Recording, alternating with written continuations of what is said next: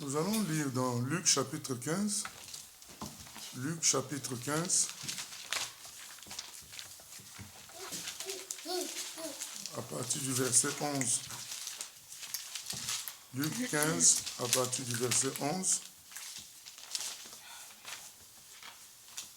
Il dit encore, un homme avait 2 fils. Le plus jeune dit à son père, « Mon père, donne-moi la part de bien qui doit me revenir. » Et le père leur partagea son bien. Peu de jours après, le plus jeune fils, ayant tout ramassé, partit pour un pays éloigné, où il dissipa son bien en vivant dans la débauche. Lorsqu'il eut tout dépensé, une grande famine survint dans ce pays, et il commença à se trouver dans le besoin. Il alla se mettre au service d'un des habitants du pays, qu'il envoya dans ses champs garder les pourceaux. Il aurait bien voulu se rassasier des carouges que mangeaient les pourceaux, mais personne ne lui en donnait. Étant rentré en lui-même, il se dit, « Combien de mercenaires chez mon père ont du pain en abondance, et moi, ici, je meurs de faim. Je me lèverai, j'irai vers mon père, et je lui dirai, « Mon père, j'ai péché contre le ciel et contre toi. Je ne suis plus digne d'être appelé ton fils. Traite-moi comme l'un de tes mercenaires. » Et il se leva et alla vers son père. Comme il était encore loin, son père le vit et fut ému de compassion. Il courut se jeter à son cou et l'embrassa. Le fils lui dit, « Mon père, j'ai péché contre le ciel et contre toi.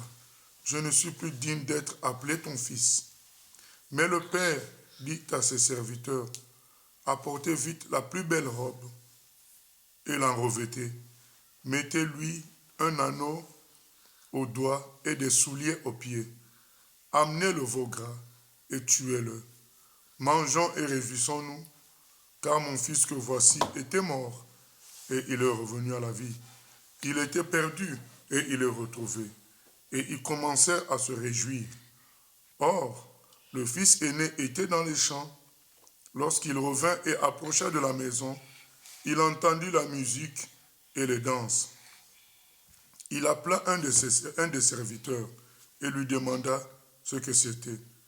Ce serviteur lui dit, « Ton frère est de retour, et parce qu'il l'a retrouvé en bonne santé, ton père a tué le veau gras. » Il se mit en colère et ne voulut pas entrer. Son père sortit et le pria d'entrer. Mais il répondit à son père, « Voici, il y a tant d'années que je te sers, sans avoir jamais transgressé tes ordres, et jamais tu ne m'as donné un chevreau pour que je me réjouisse avec mes amis. Et quand ton fils est arrivé, celui qui a mangé ton bien avec des prostituées, c'est pour lui que tu as tué le veau gras. » « Mon enfant, lui dit le père, tu es toujours avec moi, et tout ce que j'ai est à toi. Mais il fallait bien s'égayer et se réjouir, parce que ton frère que voici était mort, et qu'il est revenu à la vie, parce qu'il était perdu et qu'il est retrouvé. » Voilà. Nous allons nous servir de ce texte pour parler de la prière et du bonheur. Et nous commençons d'emblée avec le fils aîné qui était avec son père, qui était dans la maison du père. Ce que sont la plupart des chrétiens, nous sommes dans la maison de notre Père. En réalité, nous sommes avec Dieu, le Créateur. C'est devenu notre Père. Mais ce fils-là n'était pas dans le bonheur, il n'était pas heureux. Pourtant, il était dans la maison du Père. Donc, nous voulons dire ce matin que la prière, c'est ça qui nous permet d'entrer dans le vrai bonheur. La vraie prière, faite selon la volonté de Dieu, la vraie prière où nous considérons que Dieu est notre Père et nous pouvons lui parler simplement et librement. Mais tout en le considérant comme notre Père aussi dans le sens où il connaît mieux que nous la vie, il connaît mieux que nous ce dont nous avons besoin et d'être en même temps à son écoute. C'est ça la considération de Dieu comme Père. D'abord, comme Père, ça veut dire, c'est mon papa, quoi. Donc je dois être libre avec lui. Je dois m'exprimer avec lui tranquillement, sans difficulté. Je dois dire ce que je veux, je dois dire ce que je désire. Je peux exprimer mes craintes, mes souffrances. C'est mon papa, donc je peux tout lui dire. Deuxièmement, attention, c'est aussi mon Père. Il est plus sage que moi. C'est en plus le Père Tout-Puissant, le Père omniprésent, omnipotent, donc omniscient, donc il connaît tout. Donc du coup, je peux aussi lui faire confiance dans son appréciation des choses et être attentif à sa façon de voir pour pouvoir lui parler de mes trucs. Donc je parle aussi en tenant compte du fait que c'est lui qui doit m'inspirer aussi. Voilà. Et ce garçon n'était pas heureux parce que tout simplement, il ne priait pas. Il ne parlait pas à son père pour dire, j'ai des amis, est-ce que je peux prendre un mouton tué pour qu'on mange? J'ai des amis, est-ce que tu peux me donner une telle somme d'argent? On doit louer un véhicule, faire un tour. Donc, vu qu'il ne demandait pas, il était malheureux en lui-même en disant, mais papa voit bien que j'ai des amis là. Il ne fait rien. Papa voit bien que je dois louer un véhicule, mais il ne propose pas. Pourtant, il est riche. Donc, il était là en train de murmurer dans son cœur, mais il s'est forcé à être correct vis-à-vis de son père. Voilà ce qui se passe. C'est que beaucoup, et parfois moi-même, nous sommes dans la maison du Père, mais nous n'arrivons pas à être libres pour nous exprimer. Nous n'arrivons pas à prier pour tout. Parce qu'on oublie que c'est notre Père. On le prend pour un président à qui on doit faire demander une audience pour le voir et discuter. Du coup, il est comme distant pour nous. Et ce n'est pas normal. Ça finira par nous rendre malheureux. Parce qu'à force de ne pas s'exprimer, à force de cacher ce qu'on pense, à force de tourner en nous-mêmes, alors que nous, on n'a pas de solution, ça finira par nous aigrir. Et lisons ce que le Seigneur dit dans Jean 16, 24. Dans Jean 16, 24.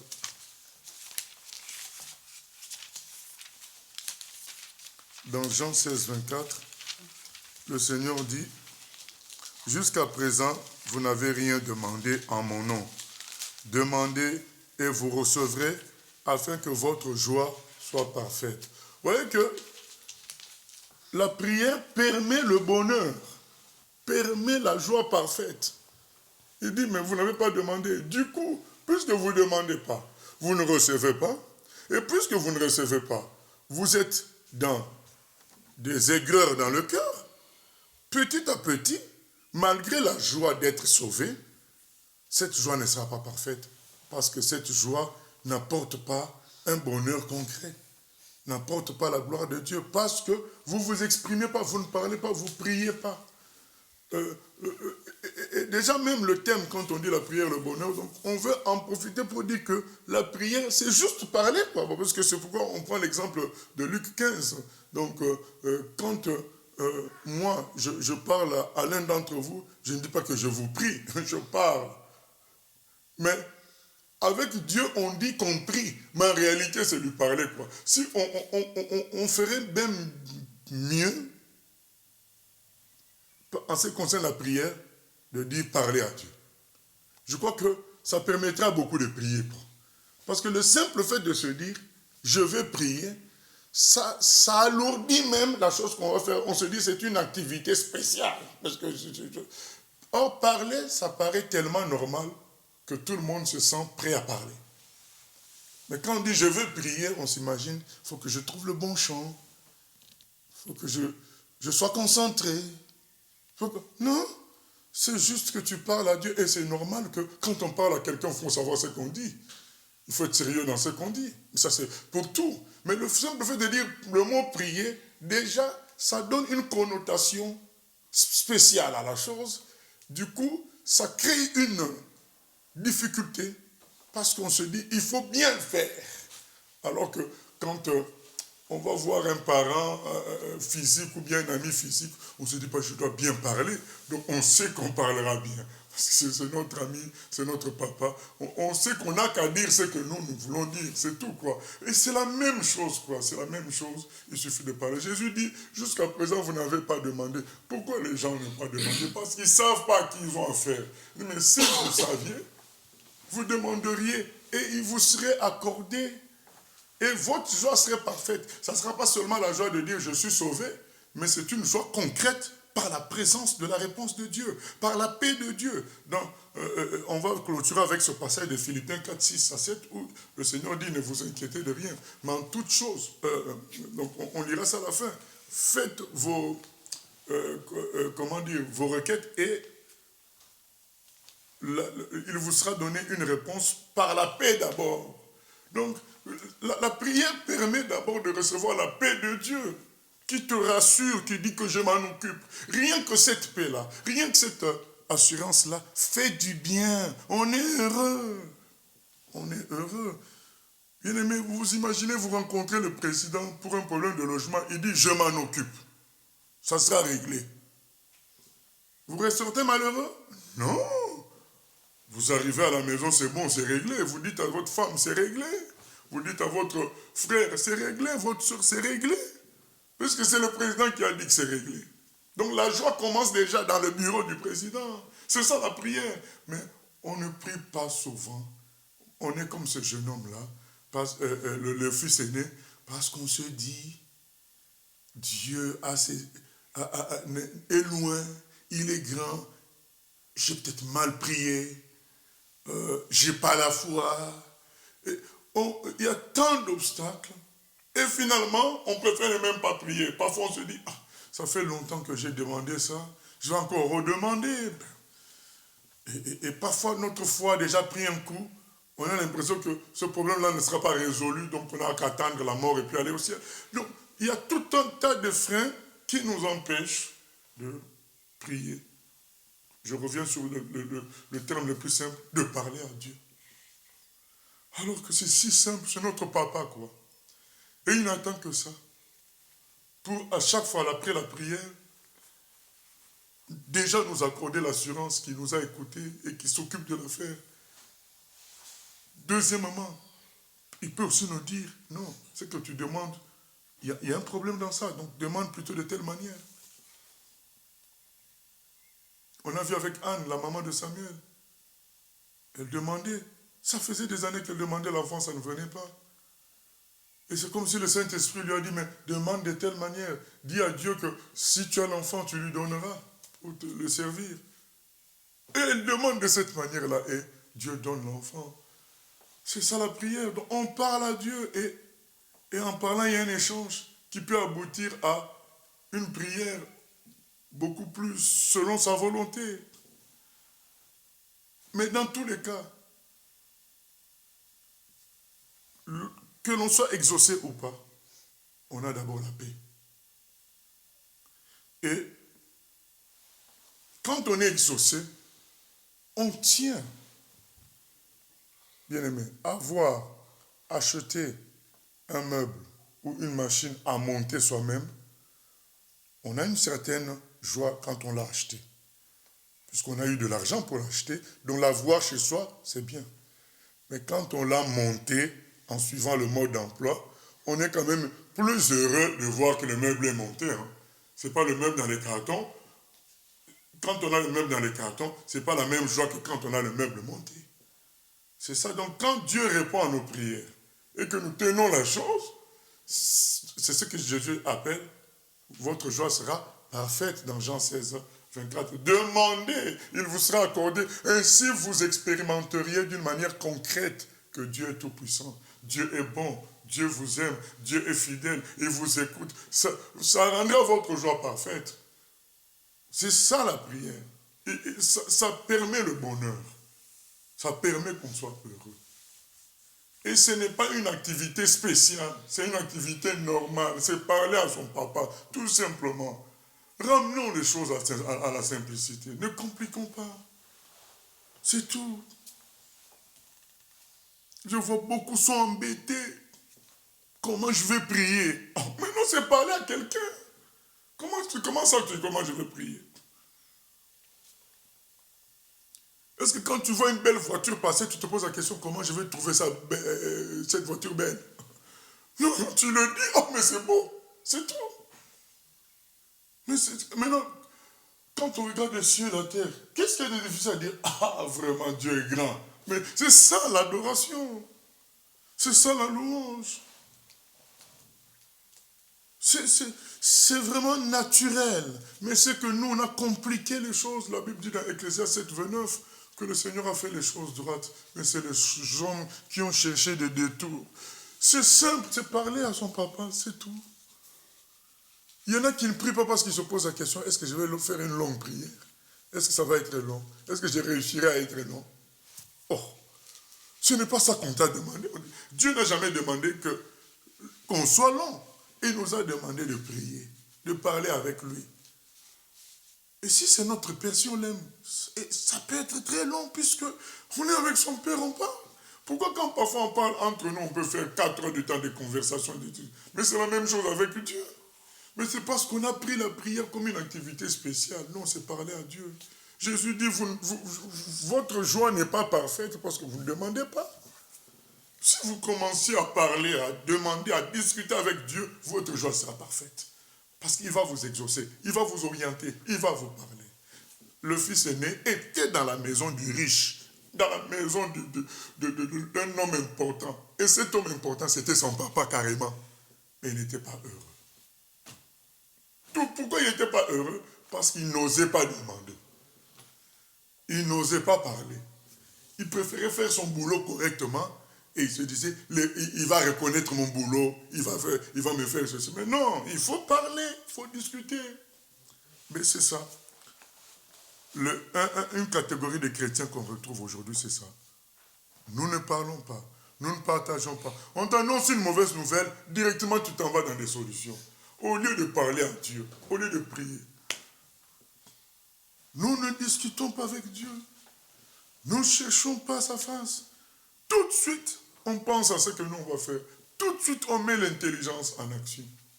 Alors que la première chose à faire, c'est voir avec le Tout-Puissant, celui qui peut tout résoudre. Quelqu'un te propose, tu amènes un problème, tu dis, ah bon, ok frère, on va prier. Beaucoup de gens se fatiguent, ah mais on va prier. Mais oui, on va prier. Puisque Dieu a toutes les solutions dans sa main. Et quand on prie, directement, on s'est branché au système du ciel qui va nous apporter les solutions. Il y a une certaine paix qui nous arrive, qui vient sur nous. C'est cela, bien-aimé. Donc nous devons prier, parler tout le temps. C'est pourquoi Paul finit par dire dans 1 Thessaloniciens 5, 17, priez sans cesse. Parce qu'il n'y a pas de limite, c'est notre papa, donc profitons-en. Donc ce fils-là était dans la maison. C'est-à-dire que lui pouvait entrer dans la chambre de son père. Toc, toc, toc. On l'ouvre. Entre mon fils. Mais il ne faisait pas ça. Il disait, ah mon père, il est trop élevé. C'est le patron. Mais c'est ton père aussi. Et il ne faisait pas. Et beaucoup de choses qui nous arrivent, on n'en parle même pas à Dieu. On revosonne dans notre cœur. Ah, ma vie à moi, c'est compliqué. Hier, c'était comme ça. Avant, mais parle-en avec Dieu. Pourquoi tu parles avec toi-même? Parle-en avec Dieu. Discute, recommande la chose à Dieu. Et parfois, on est aussi énervé. Ah, comment Dieu peut laisser mon fils dans la souffrance comme ça? Comment Dieu peut laisser que les choses arrivent ainsi? Mais Dieu t'a donné le pouvoir de changer les choses par la prière, de changer les circonstances. Au lieu d'utiliser ça, tu n'utilises pas ça, quoi. C'est comme quelqu'un, il a l'argent dans ses poches, mais il arrive, il est invité par un ami au restaurant, mais l'ami dit, mais c'est toi qui vas payer. L'autre dit, mais tu m'as invité, moi je ne paye pas. Donc, et lui, il ne mange pas, alors qu'il a l'argent dans la poche, en donnant tort à l'autre, il m'a invité, il ne veut pas payer. Mais si toi tu as l'argent, mange parce que tu as faim. Donc, on est là, on ne prie pas pour résoudre les problèmes, mais on les médite, on critique Dieu indirectement. Je suis un humain, je connais ça. On critique Dieu indirectement sans dire Dieu tu as tort, mais au fond de nous, notre façon de murmurer dans le... On est comme ce fils-là. Ce fils-là critiquait son père, il l'a prouvé là à la fin. Il l'a dit, il lui a dit, mais moi je suis là depuis longtemps, tu ne m'as jamais proposé telle chose. Mais le papa dit, oh mon fils, mais tout ce qui est à moi est à toi, tu ne le savais pas, il n'y avait qu'à demander, tu prendrais. Donc c'est la même chose, donc on est là à critiquer Dieu indirectement. Ah, quand même, ah, quand même. Ah, c'est Dieu qu'on attaque. Mais on a dit, ah, mais quand même, ça fait 3 ans que je lutte contre ce péché-là, mais pourtant la Bible nous a dit, non, parle-en à Dieu. Dis à Dieu, papa, ça fait 3 ans quand même que je te prie pour ça. Moi, j'aime beaucoup Marie, quoi. Le vin a manqué. Il va dire à Jésus, monsieur, les gens là manquent du vin. Donc, tu es sûr que le type là peut résoudre tout. Et comme c'est son fils, il en profite. Les autres pouvaient avoir peur de Jésus, mais elle, c'était son fils, elle en profite. Mais nous, c'est notre papa. Qu'est-ce que tu as à voir, à prendre des gants? Et elle a même eu le courage de dire aux gens, écoutez, faites tout ce qu'il vous dira.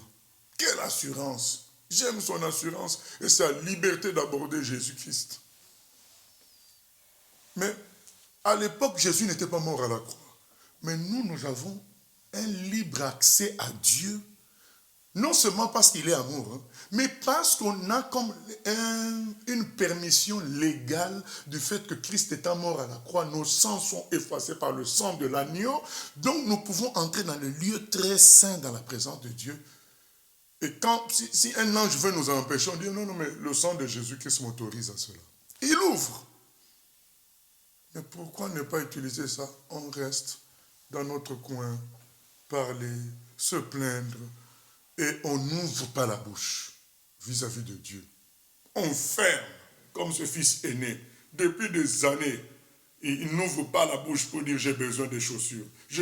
Mais il bosse bien, il se comporte bien, il prie, il jeûne, il fait les choses. Mais il ne parle pas librement à son père pour dire voilà mes craintes, voilà mes difficultés, voilà mon souci. Il y a aussi l'orgueil dedans. On se dit, mais lui ne voit pas combien je travaille. Pourquoi il ne me propose pas tel montant? Mais le papa dit, mais c'est à toi tout ça, je vais te proposer quoi? C'est à toi. Il suffisait de dire et tu allais prendre. Et c'est ce que... Et nous, on veut... Ah, Dieu ne voit pas que ceci. Dieu ne voit pas. Mais oui, Dieu a installé un système. Si nous voulons les choses, nous parlons et il nous donne. Nous, on ne veut pas parler, mais oui, lui ne voit pas. Ah, mais regarde, mais moi j'allais pour faire tel pour moi. Il y a l'accident, mais comment Dieu peut laisser des choses comme ça? Parle à Dieu. Dis Seigneur, il y a un accident. Est-ce que tu peux me rattraper par rapport? C'est tout. En fait, lui peut tout résoudre, mais toi, au lieu de lui parler, c'est l'orgueil. Ah, il n'a pas vu. Ah, il n'a pas... Non, c'est le fils aîné. Beaucoup de chrétiens sont comme ça. Arrêtons avec cela. Recommençons à parler à notre Dieu. À prier sans cesse, comme Paul a dit. À parler. Ce n'est pas compliqué de dire qu'il est grand. Il est tout puissant. Tu n'es pas obligé de dire des paroles rapidement. Tu peux faire des pauses. Méditer chaque mot que tu veux dire. Quand tu dis tout puissant, tu fais une pause. Tu cherches en quoi il est tout puissant et tu le redis maintenant avec force. Il n'y a pas de souci.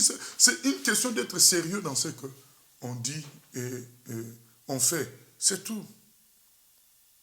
Et il y a encore malheureusement la deuxième catégorie. C'est le fils jeune. Qui a demandé quoi? Lisons Jacques 4,3. Jacques 4,3.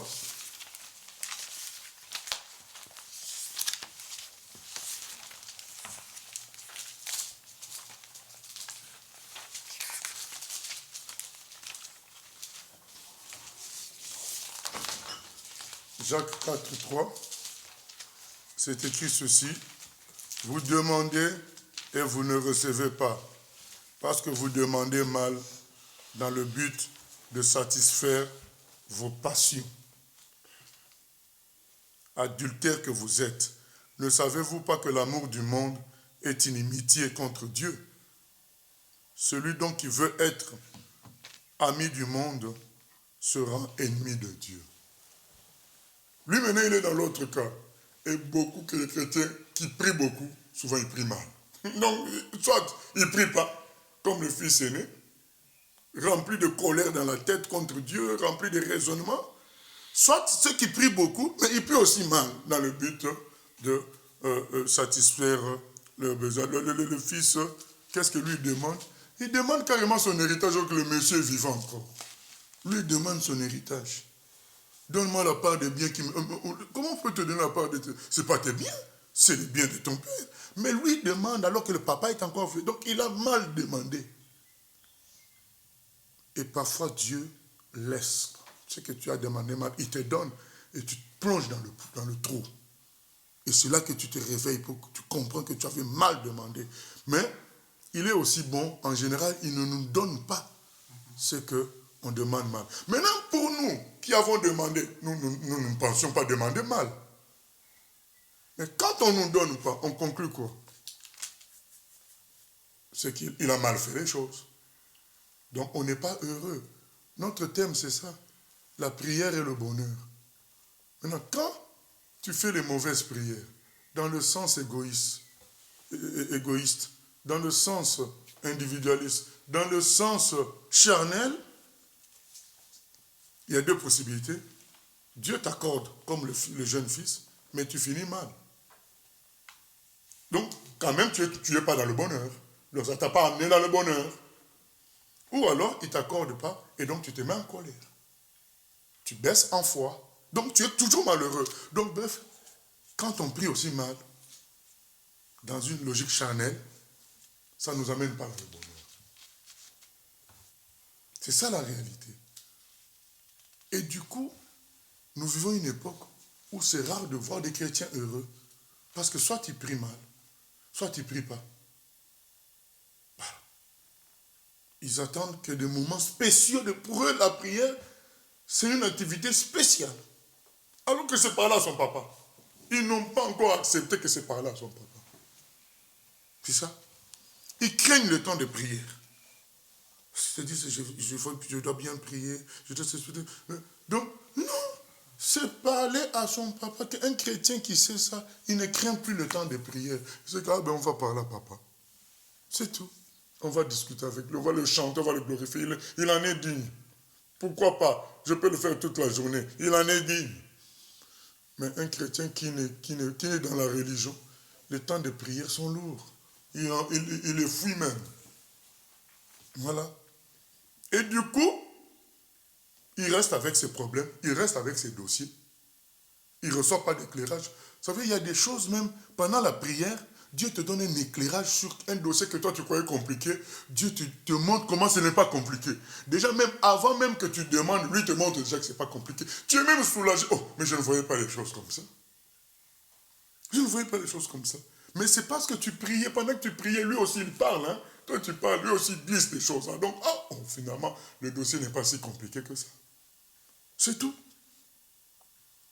Mais de l'autre côté, il y en a qui parlent beaucoup, qui prient beaucoup, mais toujours dans un esprit d'égocentrisme, d'individualisme, d'égoïsme.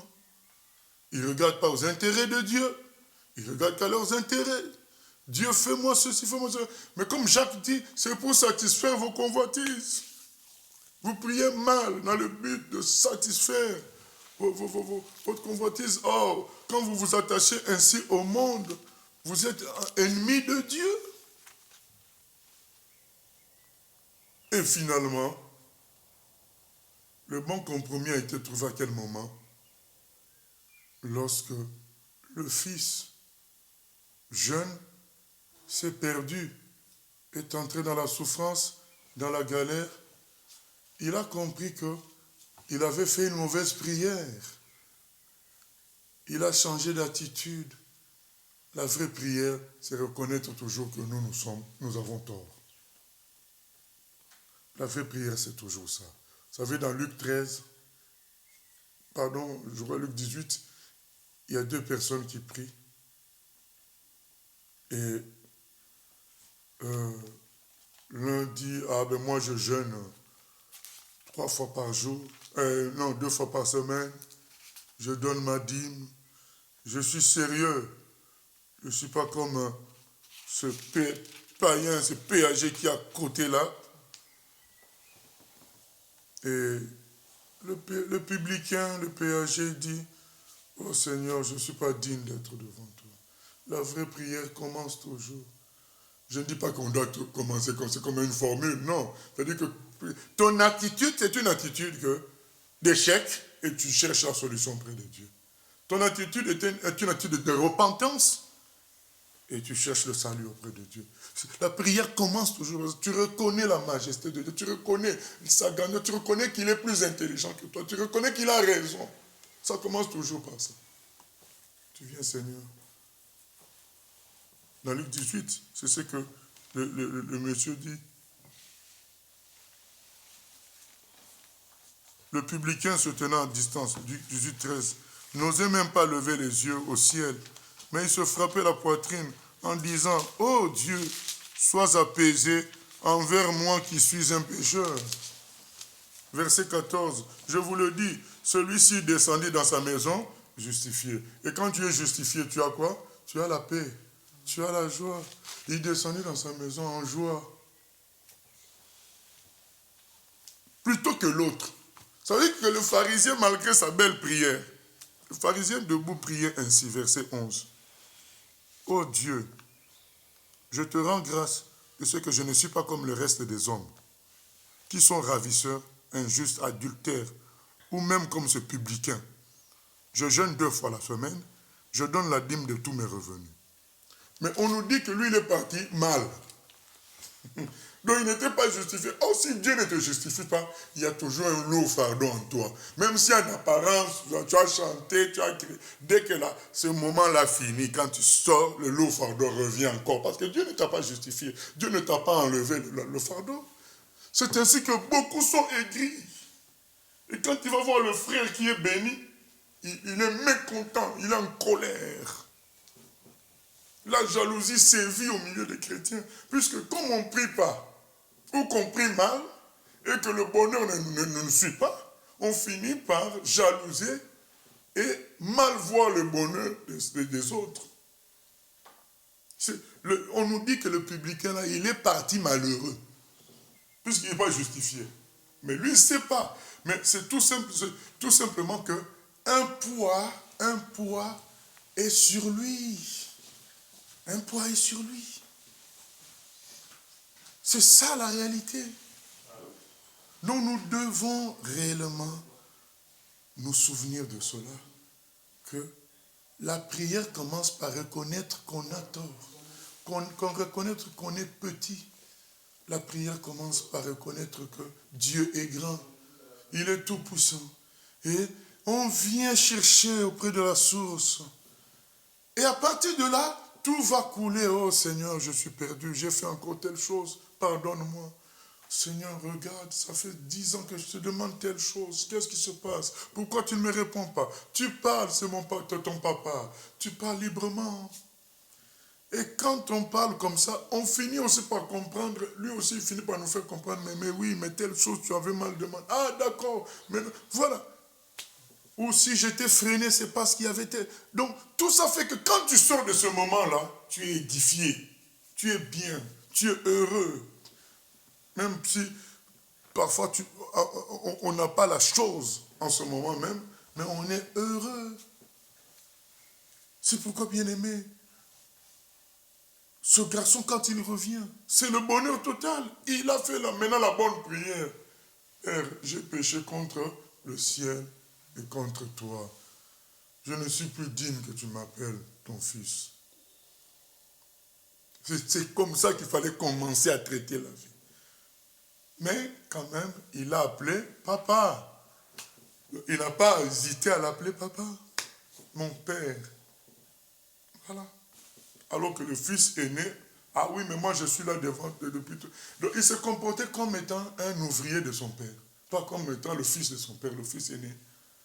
Mais le fils, jeune, malgré ses bêtises, il continue à penser, à reconnaître que c'est son papa. Et il lui a parlé comme à son père. Il a dit, mais toutefois, je te demande de me considérer comme ton ouvrier, mais je suis ton fils. Je le sais. Il faut qu'on ait ce courage-là, de ce fils-là. C'est notre... Tu continues malgré tes faiblesses, tu continues, mais je suis ton fils, papa. Tu ne vas pas me jeter. Change-moi, transforme-moi. Être libre avec son Père. Parler. N'hésitons pas à parler à Dieu. C'est pourquoi Paul nous a facilité la tâche en disant prier sans cesse. Donc parler à Dieu sans cesse. Dès qu'il y a un truc, dès que ça ne va pas, dès qu'il y a une tentation, on lui parle. N'hésitons pas. On se ferme le bonheur à cause de ça. Parce qu'on veut régler par nous-mêmes beaucoup de choses. On se ferme le bonheur parce qu'on met la priorité sur des prières charnelles. Alors que si nous sommes attentifs à lui, puisque c'est le papa, si nous sommes attentifs à lui, nous tirerons de lui les prières bonnes qu'on doit faire. Puisqu'on connaît notre papa, on sait ce qu'il veut pour nous, on sait ce qu'il peut pour nous, on sait la nature qu'il veut nous conférer. À partir de tout ça, nos prières seront différentes. Et la gloire de Dieu se manifestera.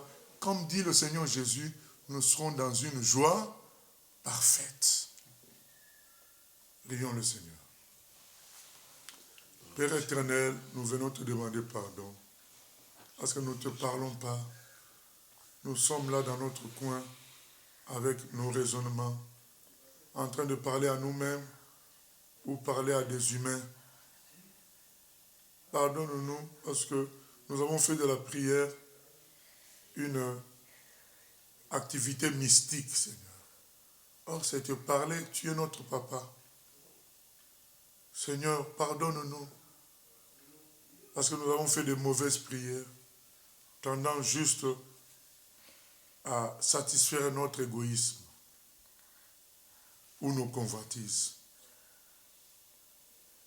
Au point que l'apôtre Jacques nous a appelés adultères. Seigneur, nous prions que tu nous enseignes à faire les bonnes prières, à parler avec toi en étant conscient que tu es notre papa, tu veux notre bonheur. En t'observant, nous saurons ce qui est aussi bien pour nous, Seigneur, et nos prières sont changées. Et surtout, Seigneur, ne nous laisse pas fermer la bouche. Que ton esprit nous excite à parler avec toi. Que nous ne soyons pas comme ce fils aîné qui était dans la maison du Père, mais aigri, parce qu'il ne parlait pas, il gardait ces choses, il raisonnait en lui-même, et il n'avait pas le bonheur. Seigneur, nous finissons ceci en te disant merci d'être notre papa. À toi la gloire, la louange, au siècle des siècles. Au nom de Jésus. Amen. Amen. Gloire à Dieu.